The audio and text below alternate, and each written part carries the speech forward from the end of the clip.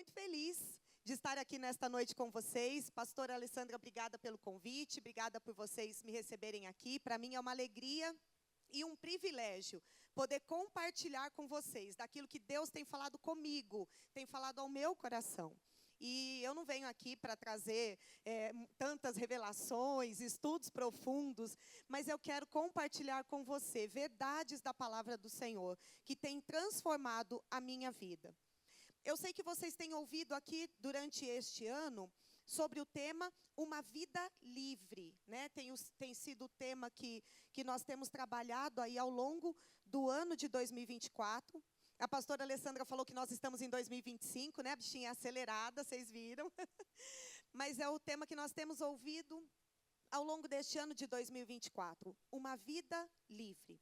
Mas tem muitos momentos, né? Aconteceram durante este ano muitos momentos na minha vida e na sua vida que provavelmente te fizeram tirar o foco desta vida livre em Jesus e levar o seu foco a alguma situação triste, levar o seu foco a alguma tristeza, te fizeram se apegar a algo que travou ali na sua vida, que te impediu de avançar no seu relacionamento com Deus, te impediu de viver uma vida livre em Jesus, né?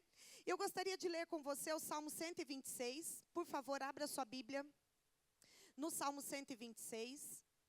E nós vamos ler ele inteiro. Tem algumas coisas que nós vamos tirar aqui para a nossa vida. Nós vamos ler o Salmo 126 inteiro. Diz assim: quando o Senhor trouxe os cativos de volta a Sião, foi como um sonho. Então a nossa boca se encheu de riso e a nossa língua de cantos de alegria. Até nas outras nações se dizia: o Senhor fez coisas grandiosas por este povo. Sim, coisas grandiosas fez o Senhor por nós, e por isso estamos alegres. Passa um traço aí, tá? A gente vai continuar lendo, mas passa um risco aí. Verso 4. Senhor, restaura-nos, assim como enches o leito dos ribeiros no deserto. Passa mais um tracinho aí, tá bom? Verso 5. Aqueles que semeiam com lágrimas, com cantos de alegria colherão. Aquele que sai chorando enquanto lança a semente, voltará com cantos de alegria, trazendo os seus feixes. Amém? Neste salmo, nós vemos aqui o povo de Deus, Israel, celebrando ao Senhor, porque eles haviam sido libertos da escravidão lá do cativeiro da Babilônia. Eles estavam celebrando e adorando ao Senhor porque eles ficaram por 70 anos no cativeiro na Babilônia. E o exército da Babilônia, ele tinha a fama de ser um exército muito cruel. E por onde este exército passava, só restava morte e destruição. E com a permissão do Senhor, este exército passou sobre Israel. Israel é um povo que tinha presenciado tantos milagres, tanto da presença de Deus, mas eles se desviaram, eles se distanciaram do Senhor. E ali a gente vê em Jeremias 29:11, você não precisa abrir, os irmãos vão projetar para nós. Jeremias 29, versículo 10, o Senhor ele está falando com o povo e avisando eles sobre esses 70 anos de exílio na Babilônia. Mas ele também faz promessas para o seu povo, neste período que eles estariam lá. Diz assim, verso 10, assim diz o Senhor, deixa eu ler na minha Bíblia que vai ser melhor aqui para mim. Assim diz o Senhor, quando se completarem os 70 anos da Babilônia, eu cumprirei a minha promessa em favor de vocês, de trazê-los de volta para este lugar. Olha só o versículo 11, a gente conhece tanto esse versículo 11, mas muitas vezes a gente não liga ele ao contexto de quando foi falado este texto. O verso 11 diz assim: porque sou eu que conheço os planos que tenho para vocês, diz o Senhor. Planos de fazê-los prosperar e não de lhes causar dano. Planos de dar-lhes esperança e um futuro. Então ali, ao mesmo tempo que o Senhor estava dizendo ao povo, eu vou enviar vocês cativos à Babilônia por 70 anos. Mas quando passar este tempo, eu cumprirei a minha promessa, porque sou eu que conheço os planos que tenho para vocês. Sou eu que sei quais são os planos, planos de paz e não de mal, para dar a vocês o fim que vocês desejam. Uma outra versão, que foi essa que nós lemos, diz: planos de fazê-los prosperar e não de lhes causar dano. O Senhor, mesmo em meio às nossas crises, às nossas lutas e tribulações, e muitas vezes elas acontecem com a própria permissão de Deus, mas ali, no meio das nossas crises, no meio das nossas dores, existe a promessa de que o Senhor tem planos de paz, tem planos de nos fazer prosperar e de dar a nós o fim que nós esperamos e desejamos. E o Senhor vem e cumpre as promessas dele. O Salmo 126, você lembra que a gente passou ali algumas linhas nele, né? O Salmo 126, ele é dividido ali em passado, presente e futuro.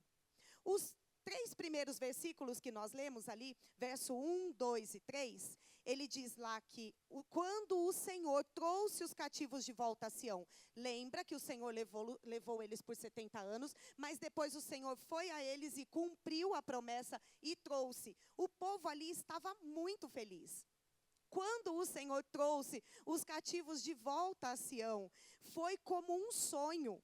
Quantas vezes, minhas irmãs, eu e você vivemos realizações na nossa vida, respostas de oração, cumprimentos de promessas do Senhor na nossa vida, que parece um sonho. Você olha e fala assim: meu Deus do céu, eu orei por isso. E olha, está acontecendo. O Senhor está cumprindo esta promessa na minha vida. O Senhor está fazendo este milagre na minha vida. E eles estavam ali, e as pessoas, né? Então a nossa boca se encheu de riso e a nossa língua de cantos de alegria. Até nas outras nações se dizia. As obras grandiosas que o Senhor faz na nossa vida, elas são para glorificar o nosso Deus. E as pessoas vêm e elas reconhecem o agir de Deus na nossa vida.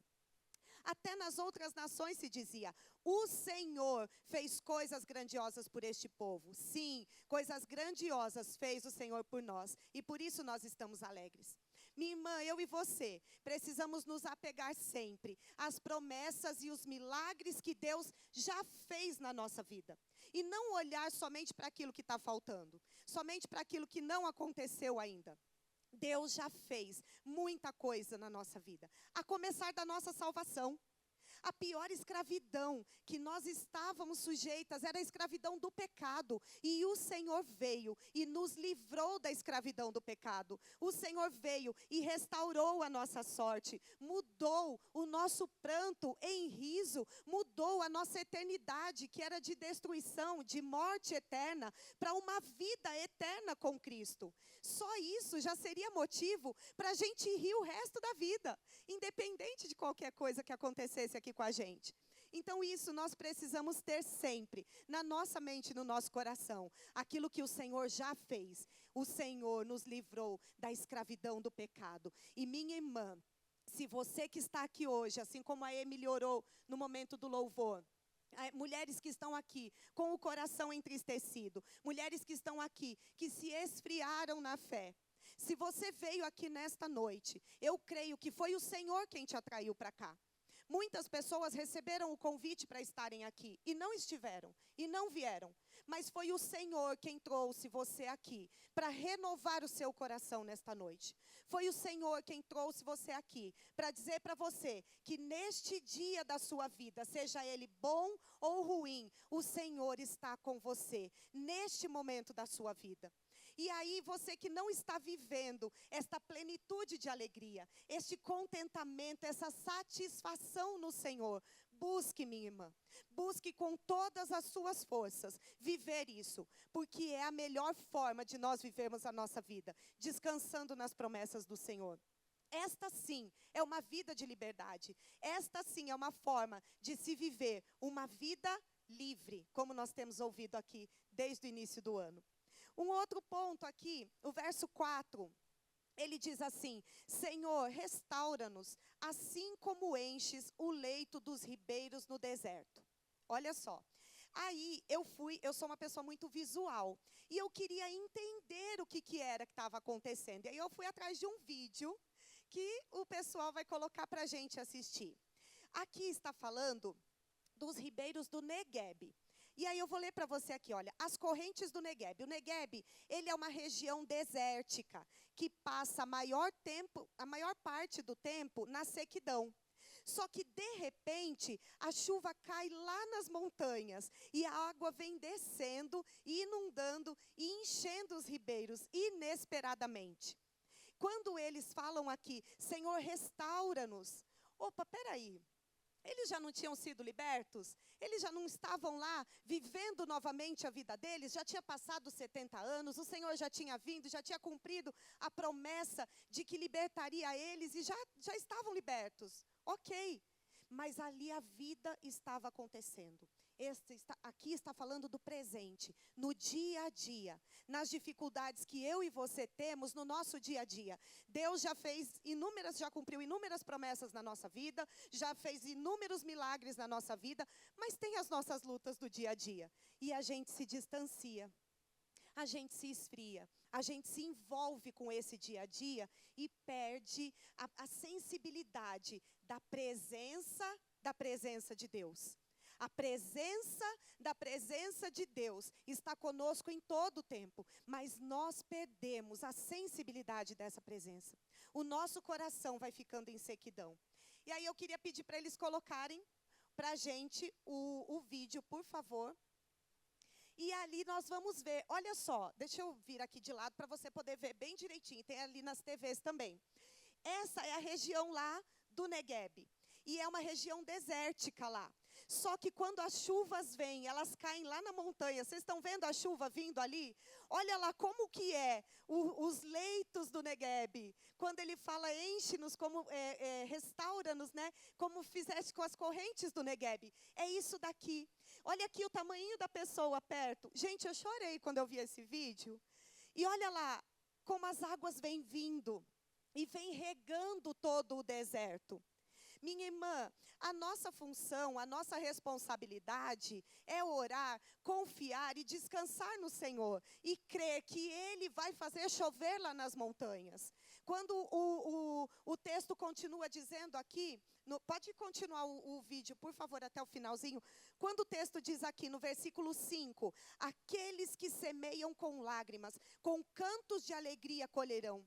O quanto que você tem semeado em oração, em elogio, em palavras de elogiar, de fortalecer o seu relacionamento conjugal, o relacionamento nos seus filhos. O quanto você tem se dedicado em estudar, em se aprimorar na sua área profissional, em se especializar na sua faculdade, no seu curso que você tem feito. O quanto que você tem semeado ali em esforço e em oração.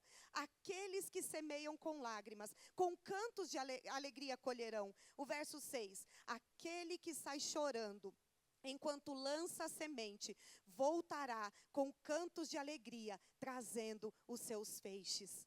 Minha irmã, não pare de orar, não pare de trabalhar, não pare de semear, não desista, não pare no meio do caminho. O Senhor vai fazer chover lá nas montanhas e a água vai descer, molhando o deserto. Só que tem uma coisa, quando o semeador lançava aqui a semente, a gente sabe que não é só jogar a semente no chão, por cima da terra.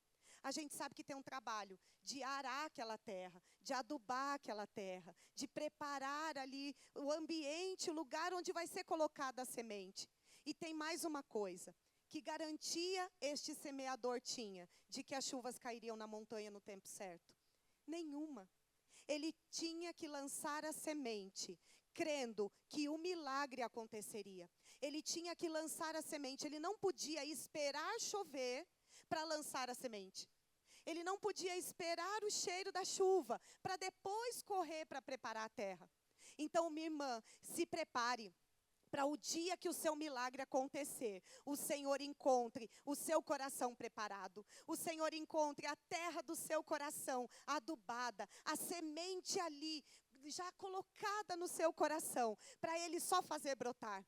O meu trabalho, o seu trabalho, a nossa responsabilidade é lançar a semente. A responsabilidade do Senhor é fazer chover nas montanhas. E nós temos um Deus que cumpre promessas. Nós temos um Deus que nunca falhou, nunca nos abandonou, nunca nos deixou. Olha só, lá em Romanos 4,16... nós temos o texto lá onde nós vemos Abraão. Abraão, ele tinha a promessa de que ele seria pai de multidões. Mas ele e a sua esposa, eles, além de estarem em idade avançada, sua esposa, ela era estéril. E qual era a garantia de que Abraão tinha de que a promessa se cumpriria? O verso 16, ele diz assim: a promessa vem pela fé. Você pode repetir comigo? A promessa vem pela fé. No verso 18, Abraão, contra toda a esperança, em esperança creu. Opa, peraí. Como assim contra toda a esperança, em esperança creu? Ele olhava para a situação dele, como eu e você muitas vezes olhamos, e contra toda a esperança, em esperança, a esperança do Senhor. Em esperança, em que o nosso Deus fará um milagre, contra toda a esperança, em esperança nós cremos. Abraão, contra toda esperança, em esperança creu. E o versículo 19 diz que ele não se enfraqueceu na sua fé, mesmo olhando para a situação em que ele estava, em que a sua esposa se encontrava. Agora nós vamos ler o verso 20 e 21. Verso 20 e 21 diz assim: mesmo assim, não duvidou. Quantas vezes a dúvida bate no meu e no seu coração? Já passou o tempo, perdi o time. Não dá mais para mim, não é mais para mim isso daí. Mesmo assim, não duvidou, nem foi incrédulo em relação à promessa de Deus, mas foi fortalecido em sua fé. E deu glória a Deus, porque estava plenamente convencido de que Ele era poderoso para cumprir o que havia prometido. Abraão glorificou a Deus antes do cumprimento da promessa. Muitas vezes eu e você ficamos olhando para as circunstâncias, para as situações, nos apegamos ali, nos prendemos ali e não vivemos uma vida livre em adoração, em glorificar ao Senhor. Nas lutas e nas provas, a igreja segue caminhando, né? Não vivemos essa vida de glorificar a Deus antes de ver o cumprimento da promessa. Você pode estar pensando de repente, né? Tá bom, Sandra, legal. Deus cumpre promessas, faz milagres, já fez vários na minha vida. Mas até quando eu vou ficar orando por isso? Até quando eu vou ficar esperando? Será que é realmente isso que Deus tem para a minha vida? A gente está chegando, né, hoje é dia 1º de outubro, entramos agora nos últimos 3 meses ali do ano. E, de repente, a gente olha para os projetos de vida, planos que nós fizemos lá no início de 2024, final de 2023, começo de 2024, e nós olhamos ali e vemos coisas que não se cumpriram. Coisas que há anos e anos e anos nós estamos colocando diante do Senhor. Estamos colocando ali em oração diante do Senhor, mas não nos vemos vencedoras naquela área. Até quando a gente precisa esperar? Eu estava no final do ano passado, lá na nossa comunidade, o Davis estava pregando, era o último culto do ano, foi no domingo, dia 31 de dezembro de 2023, e ele estava ali falando sobre projetos de vida e tudo mais, e ele leu o texto de Abacuque 2:2, que diz assim: escreva claramente a visão em tábuas, para que se leia facilmente. E ele parou ali. Só que eu estava com o meu coração cheio de tantas coisas que eu já vinha colocando diante do Senhor em oração. E eu não me via vencedora naquelas áreas, né? E eu creio que foi o Senhor quem me levou a continuar lendo o texto. E eu gostaria de ler hoje para você também. O verso 3 diz assim: pois a visão aguarda um tempo designado. Ela fala do fim e não falhará. Tem uma versão que diz, ela fala do fim e se cumprirá. Ainda que demore, tem coisa na sua vida que está demorando a acontecer? Tem resposta de oração que está demorando a vir? Ainda que demore, espere-a, porque ela certamente virá e não se atrasará. O verso 4, o finalzinho diz assim: mas o justo viverá pela sua fidelidade. O justo viverá pela sua fidelidade. Permaneça fiel, minha irmã. A nova tradução na linguagem de hoje diz assim: ainda não chegou o tempo certo para que a visão se cumpra. Porém, ela se cumprirá sem falta. O tempo certo vai chegar logo. Portanto, espere, ainda que pareça demorar, pois a visão virá no momento exato. Eu e você achamos que já está no tempo. Já tinha que ter vindo, já tinha que ter acontecido. Mas o tempo do Senhor, Ele é perfeito. Ele vê o que a gente não vê. Ele sabe o que a gente não sabe. E Ele faz aquilo que precisa ser feito na hora perfeita dEle. Amém? Eu gostaria de convidar você a ficar em pé, por favor. E nós vamos ler juntas agora o versículo, no livro de Isaías 40, 29 a 31. Este foi o texto que Deus deu para mim, para os meus 42 anos de idade. Eu fiz 42 anos em fevereiro.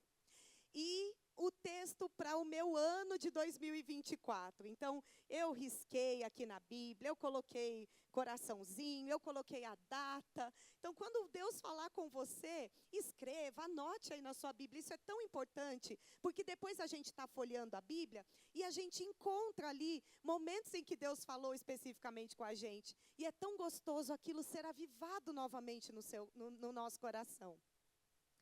O texto, a Emily está aí?